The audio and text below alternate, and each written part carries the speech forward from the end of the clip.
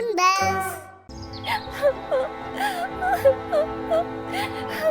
हमें तो पहले ही पता था कि ये हिरन इससे शादी कर रहा है, तो इसके साथ जरूर कुछ ना कुछ गलत होगा।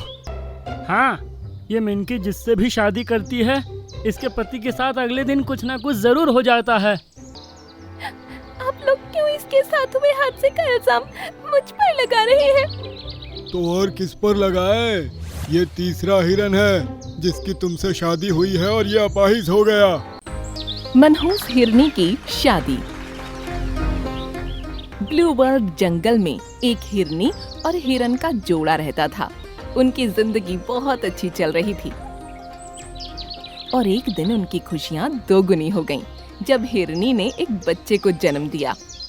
अरे वाह, मेरा बच्चा कितना प्यारा है, कितना खूबसूरत है। ये दोनों बहुत खुश थे क्योंकि इनका परिवार अब पूरा था। लेकिन कुछ दिन बाद, जी जरा देखिए तो सही, हमारा मुन्ना तो इतना बड़ा हो गया लेकिन अभी तक चलने की कोशिश ही नहीं करता। मुन्ना बेटा, तुम उठते क्यों नहीं हो? पापा, मैं उठने की कोशिश तो करता हूँ लेकिन मेरे पैर नहीं उठ पाते, न जाने क्या बात है। ये सुनकर उन दोनों के गम का कोई ठिकाना नहीं रहा। वो दिन रात अपने बच्चे को देखकर रोते रहते थे। फिर एक दिन एक देवी उनके सामने प्रकट हुई। हिरन, हिरनी, तुम दोनों पिछले 3 दिनों से लगातार रो रहे हो, आखिर बात क्या है? वो दोनों अब देवी को अपनी बात बताने लगे। वहीं दूसरी तरफ एक जंगल में मातम का माहौल छाया था। एक हिरन जमीन पर बैठा था और एक हिरनी जिसका नाम मिनकी था उसके पास ही बैठी रो रही थी। हमें तो पहले ही पता था कि ये हिरन इससे शादी कर रहा है, तो इसके साथ जरूर कुछ ना कुछ गलत होगा। देखो, अब इसके चारों पैर बेकार हो गए, बेचारा उठ भी नहीं पा रहा है। हाँ, ये मिनकी जिससे भी शादी करती है, इसके पति के साथ अगले दिन कुछ ना कुछ जरूर हो जाता है।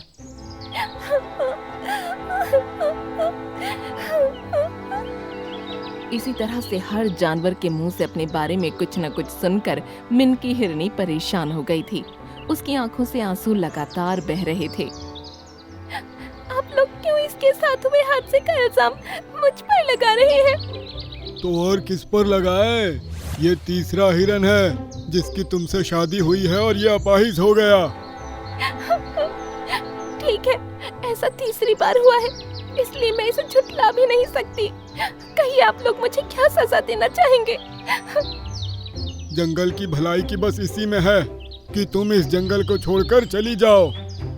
हाँ, हो सकता है कि तुम्हारे जाने के बाद तुम्हारे तीनों पति ठीक हो जाएं। ये सुनकर हिरनी को बहुत दुख हुआ। वो उसी समय उठकर आगे बढ़ गई। वो बस अपने कदमों को बढ़ाई जा रही थी और उसकी आंखों से लगातार आंसू बह रहे थे।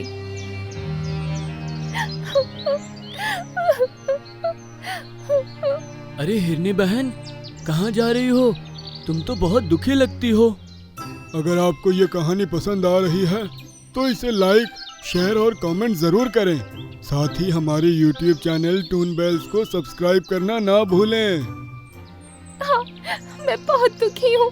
आज तक मैंने 3 शादियाँ की और उन तीनों दुल्हों ने अपने चारों पैरों की शक्ति खो दी, अपाहिज हो गए। मैं सच में एक मनहूस हिरनी हूँ। अरे ये सब बेकार की बातें हैं। इस जंगल में तुमको परेशानी हो रही है तो तुम ब्लू वर्ल्ड में चली जाओ। Blue world? हाँ, ब्लू वर्ल्ड में चलो, मैं तुमको ले चलता हूँ।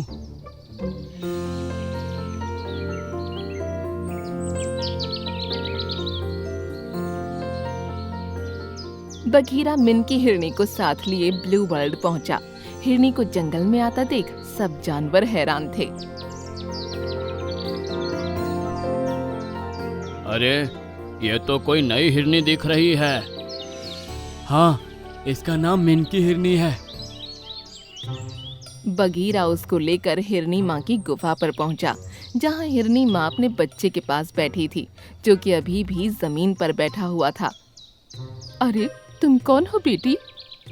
मैं एक अबला हिरनी हूँ। मेरे जंगल में सब मुझे मनहूस मानते हैं। मनहूस? लेकिन ऐसा क्यों? मैंने जिस भी हिरन से शादी की वो अगले ही दिन चारों पैरों से अपाहिज हो जाता था।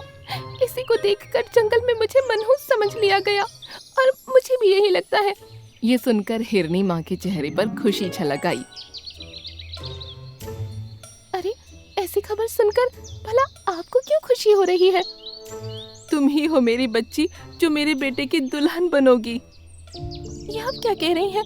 अगर आपका बेटा भी मुझसे शादी के बाद शरीर से खराब हो गया तो फिर क्या होगा? मेरे बेटे का शरीर पहले से ही खराब है और तुम जो अपने आप को मनहूस समझती हो वो बात एकदम झूठ है। मुझे कुछ समझ नहीं आ रहा, आप क्या कहना चाह रही हैं? तुम मेरे बेटे से शादी करो, तुमको सब समझ आ जाएगा।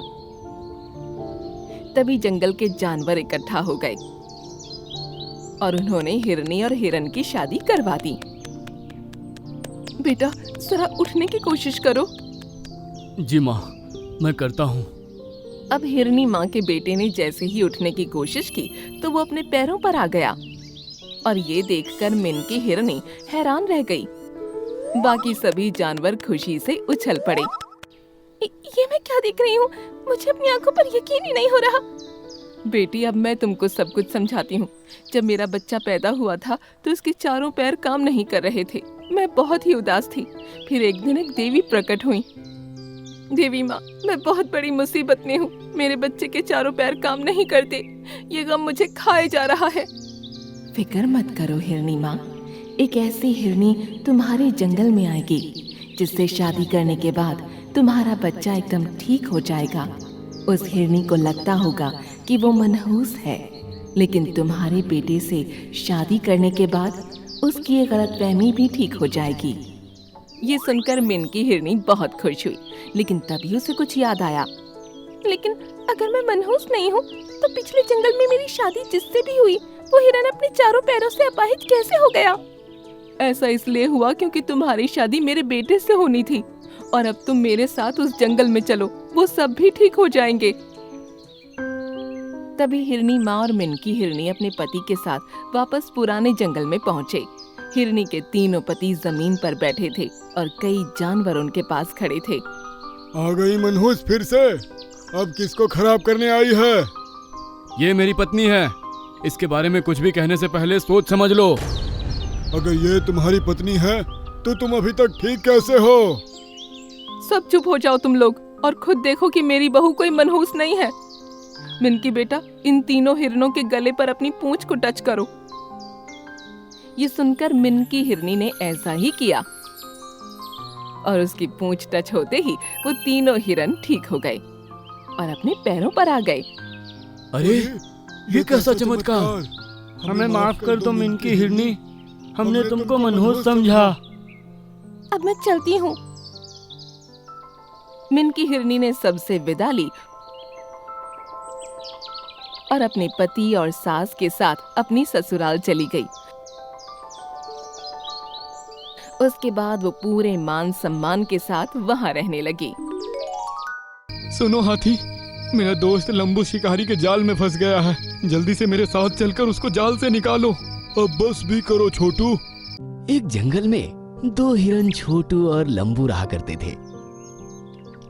छोटू को झूठ बोलकर दूसरे जानवरों को बेवकूफ बनाने में बहुत मजा आता था।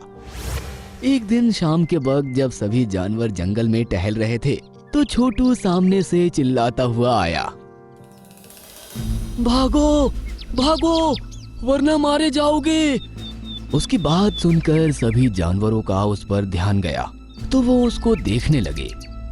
छोटू लंबू के पास आकर रुक गया। हाथी, बंदर और बहुत से जानवर भी वहाँ मौजूद थे।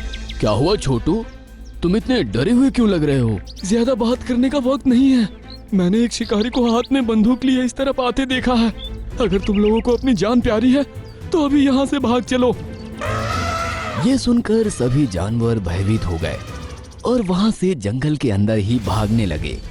काफी देर भागने के बाद जब सारे जानवर थक कर रुके और सांस लेने लगे तो छोटू जोर जोर से हंसने लगा।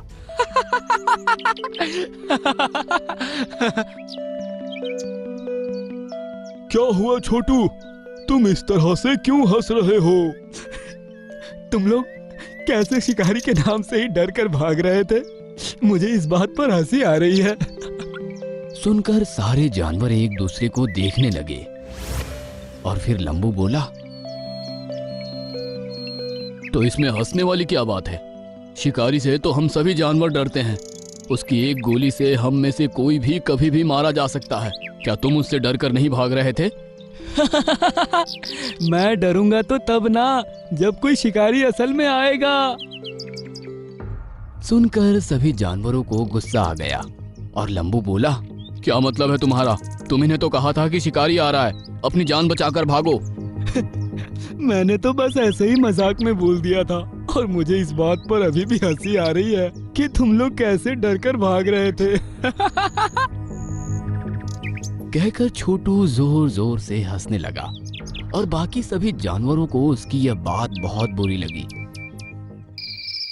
कुछ दिन बाद रात के समय जब सभी जानवर अपने अपने कामों में लगे हुए थे तो छोटू चिल्लाता हुआ भागता आया, भागो भागो भागो, शिकारी हाथ में बंदूक लिए हमारी तरफ ही आ रहा है। उसकी ये बात सुनकर सभी जानवरों को लगा कि ये इस बार सच बोल रहा है, इसलिए सारे जानवर फिर से उसके साथ साथ अपनी जान बचाने के डर से भागने लगे।